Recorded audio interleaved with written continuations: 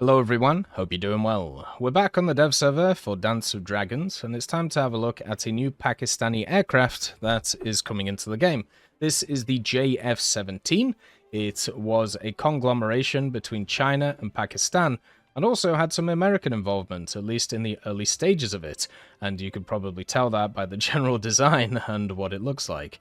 This vehicle is a bunch of companies working together to make the Thunder that we have here, and the camouflage, by the way, is beautiful on it. If you haven't seen it, it's got, of course, like the tiger on the back, or sorry, the panther, my bad, and then also, you know, the Pakistani flag and the name on the front. It's just really nice. It just looks absolutely beautiful. So this is actually a squadron vehicle, surprisingly enough, and it's seen as a strike aircraft. I think this is more of a fighter than a strike aircraft, but it does mean that you'll be able to do specific dailies with it that you can't with other vehicles. At 13.3, it's one of the highest BR squadron vehicles that we have, and it means that anybody can get access to it. So the way that squadron vehicles work is if you are in a squadron, you are able to grind this out basically straight away. You get 20k RP every 3 days if you get the maximum amount of RP, which is 75,000 RP each 3 days as an individual player, and also your squadron does that too with the majority of people. So grinding out something like the JF-17 is quite easy to do, and that will take time, but you know, you'll get it done. The vehicle has access to the Klimov RD-93 engine. This one is the same one on the MiG-29, which is very surprising to see it in a single engine format, since of course the MiG-29 has two engines, but pretty cool.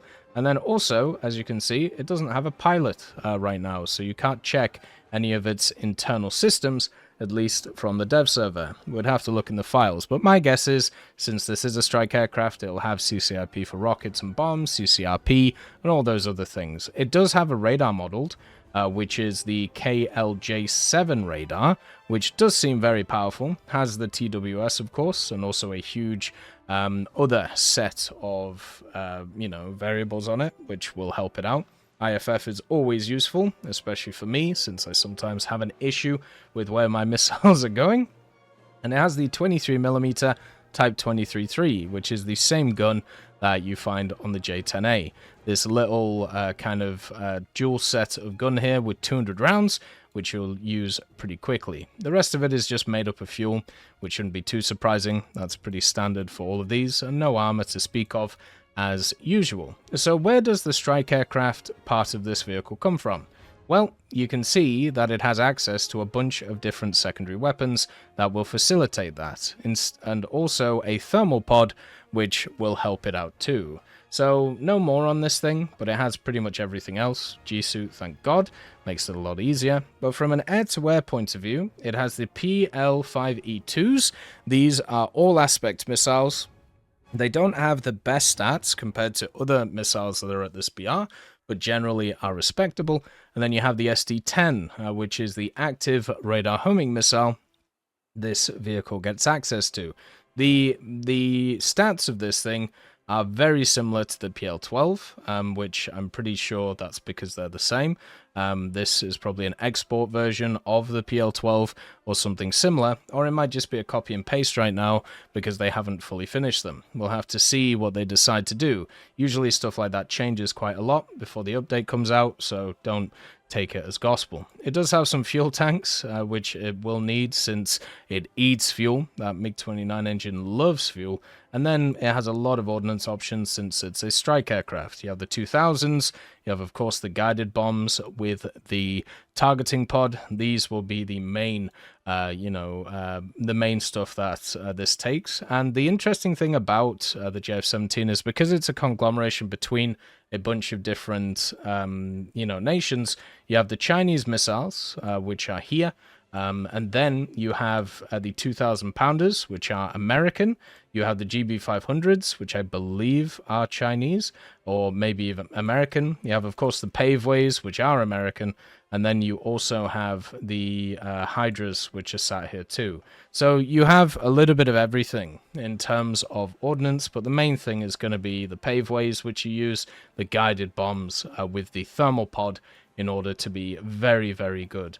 at annihilating ground forces. So this one will be very useful in ground battles because of that, and it will give China an option at the higher echelons for a CAS element that can also defend itself.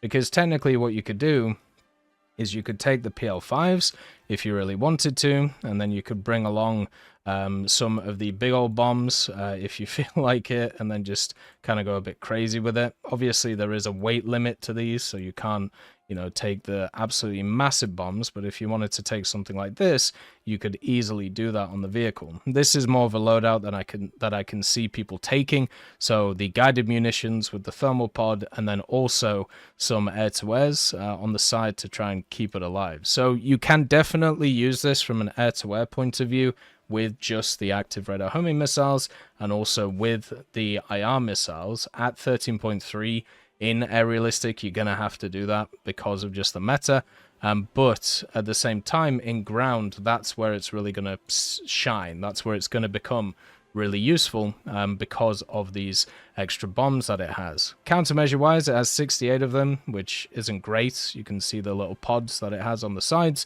They are large caliber, so they should be better than standard ones, but it would have been nice to have more, or at least have some kind of pod that you could use them on, and that would have made it a little bit more useful. I feel like when you're looking at these like higher echelon vehicles, I really wish they had more countermeasures. There's a lot of them that have around like 50 or 60 that I thought used to be pretty good, but nowadays with the missiles that we have, it really doesn't feel great. So the pod that this thing has, you can see here, it is a thermal pod, so it's a pretty good one. You don't have the greatest optics with it, so that is something to kind of note. And then with the paveways, obviously with the laser guided stuff, you can drop them all on the same target and then just hammer down with it and make it go crazy. I feel like they're probably not going to guide in. Oh no, they're definitely going to get there. So yeah, what you can do is you can just, hammer down on something with the pod and then still dogfight afterwards with the good old missiles. When I look at a vehicle like this, the one thing that stands out is it looks very similar to an F-16, and I've got to say the flight model is not finished.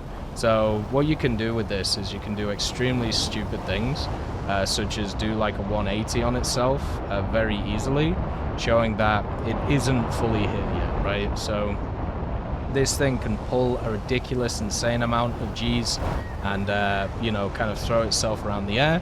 It has no stability at the moment, so even talking about its flight performance is completely worthless. Like, if you're telling me, like, the vehicle should be, flying around like this, then fair enough, but I have many bridges to sell you.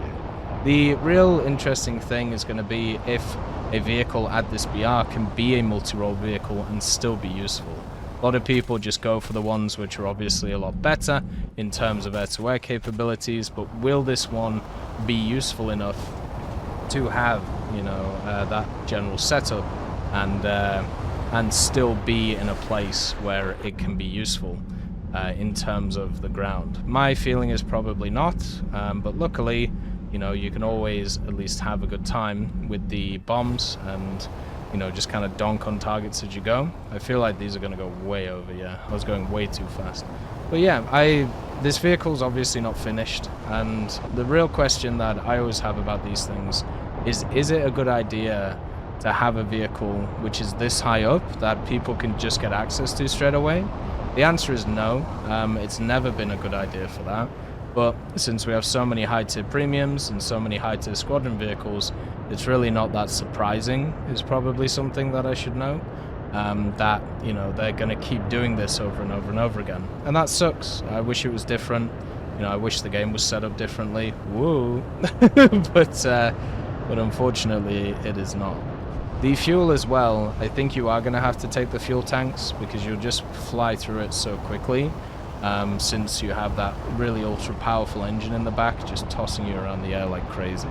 But yeah, this is the JF-17. I think we're going to have another look at it at some point because it's definitely not finished. As always, I hope you have a wonderful day, and I'll see you next time.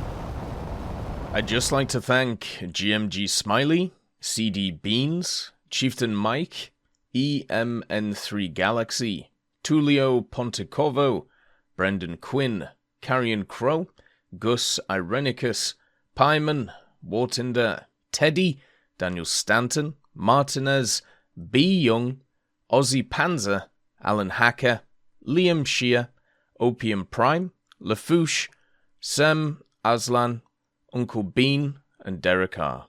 for supporting the channel.